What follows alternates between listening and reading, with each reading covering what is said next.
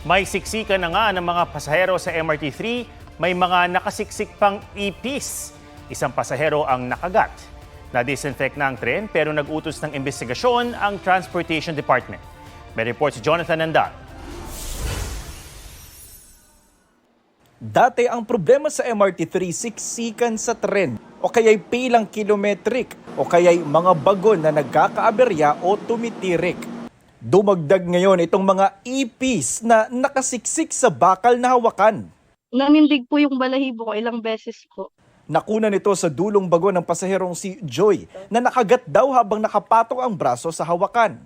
Meron po akong nakitang maliit na kagat. Banda siya sa dito. Mas nangilabot daw si Joy nang lumabas daw sa puwang ang isang mas malaking ipis. After ko mapicturean, meron po akong nakitang lumabas na mas mataba siya ng konti, na kulay brown, tas parang bilog siya.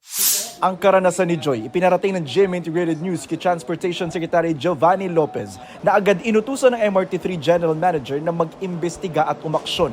Nahanap na ang train set kung nasaan ang mga ipis at na-disinfect. Ayon sa MRT3, pinagpapaliwanag na nila ang maintenance provider na Sumitomo Corporation. Regular naman nila ang paglilinis at inspeksyon sa mga tren bilang bahagi ng maintenance program ng Sumitomo. Eksklusibong ipinakita sa GMA Integrated News ang ginagawang paglilinis araw-araw sa mga tren pagbalik sa depot.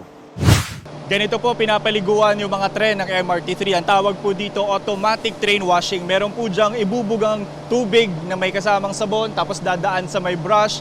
Ang loob ng tren, araw-araw nililinis at dinidip clean kada buwan. Sinasabon nila ang mga upuan, sahig, bintana, pati na labas ng tren.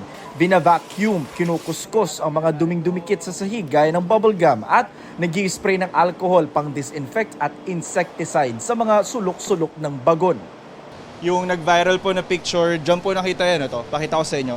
Sa ganitong singit, ang tawag daw po dito, stanchion fittings. Now, kung paano nagkaroon ng mga ipis dyan, yun yung iniimbestigahan daw ngayon ng pamunuan ng MRT3. Jonathan Andal nagbabalita para sa GMA Integrated News.